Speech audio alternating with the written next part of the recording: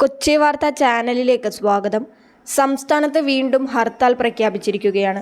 ഫെബ്രുവരി 13-ന് UDF ആണ് ഹർത്താൽ പ്രഖ്യാപിച്ചിരിക്കുന്നത്. വയനാട് ജില്ലയിൽ രൂക്ഷമായ വന്യജീവി ആക്രമണത്തിൽ പ്രതിഷേധിച്ച് UDF വയനാട് ജില്ലാ കമ്മിറ്റിയാണ് ഹർത്താലിന് ആഹ്വാനം ചെയ്തത്. നാളെ രാവിലെ 6 മണി മുതൽ വൈകിട്ട് 6 മണി വരെയാണ് ഹർത്താൽ. അവശ്യ സർവീസുകളെയും പരീക്ഷ, വിവാഹം, പള്ളിക്കുന്ന് തിരുനാൾ എന്നീ ആവശ്യങ്ങൾക്കുള്ള യാത്രകളെയും ഹർത്താലിൽ നിന്ന് ഒഴിവാക്കിയതായി UDF നേതൃത്വം അറിയിച്ചിട്ടുണ്ട്. വന്യജീവി ആക്രമണത്തിൽ മനുഷ്യജീവനുകൾ നഷ്ടപ്പെട്ടിട്ടും യാതൊരുവിധ നടപടിയും സ്വീകരിക്കാത്ത സർക്കാർ നിലപാടിൽ പ്രതിഷേധിച്ചാണ് ഹർത്താൽ നടത്തുന്നതെന്ന് UDF ജില്ലാ ചെയർമാൻ KK അഹമ്മദ് ഹാജിയും കൺവീനർ PT ഗോപാലക്കുറുപ്പും അറിയിച്ചിട്ടുണ്ട്. വയനാട്ടിൽ കഴിഞ്ഞ 2 ദിവസത്തിനിടെ ആദിവാസി വിഭാഗത്തിൽപ്പെട്ട 2 പേരാണ് കാട്ടാന ആക്രമണത്തിൽ കൊല്ലപ്പെട്ടത്. തിങ്കളാഴ്ച രാത്രിയിലുണ്ടായ ആക്രമണത്തിൽ നൂൽപ്പുഴ കാപ്പാട് ഉന്നതിയിലെ 45 വയസ്സുള്ള മാനുവിനാണ് ജീവൻ നഷ്ടമായത്.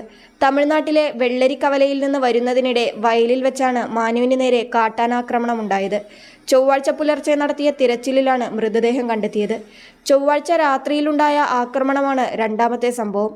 അട്ടമല ഏറാട്ടുകുണ്ട് കോളനിയിലെ കറുപ്പന്റെ മകൻ ബാലകൃഷ്ണൻ എന്ന 27-കാരനാണ് മരിച്ചത്. തേയിലത്തോട്ടത്തിനുള്ളിലുള്ള റോഡിലാണ് ബാലകൃഷ്ണന്റെ മൃതദേഹം കണ്ടെത്തിയത്. അതിക്രൂരമായ ആക്രമണമാണ് ബാലകൃഷ്ണൻ നേരിട്ടത്. കടയിൽ പോയ സഹോദരന്മാരെ തിരഞ്ഞ് മറ്റൊരു വഴിയിലൂടെ പോയതിനിടെയാണ് ബാലകൃഷ്ണന് നേരെ കാട്ടാനയുടെ ആക്രമണം ഉണ്ടായതെന്ന് പ്രദേശവാസി പറഞ്ഞിട്ടുണ്ട്. വയനാട്ടിൽ 35 ദിവസത്തിനിടെ കാട്ടാനാക്രമണത്തിൽ 3 പേർ മരിച്ചുവെന്നാണ് റിപ്പോർട്ട്. ജനുവരി 8-ന് കുട്ട സ്വദേശി വിഷ്ണുവാണ് മരിച്ചത്.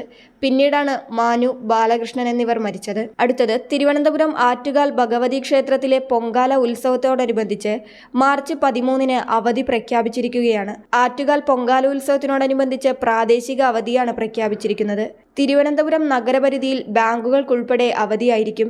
ആറ്റുകാൽ ഭഗവതി ക്ഷേത്രത്തിലെ പൊങ്കാല ഉത്സവം മാർച്ച് 5 മുതൽ 14 വരെയാണ് നടക്കുന്നത്. കൂടുതൽ വാർത്താ അറിയിപ്പുകൾക്കായി കൊച്ചി വാർത്താ ചാനൽ സബ്സ്ക്രൈബ് ചെയ്യുക.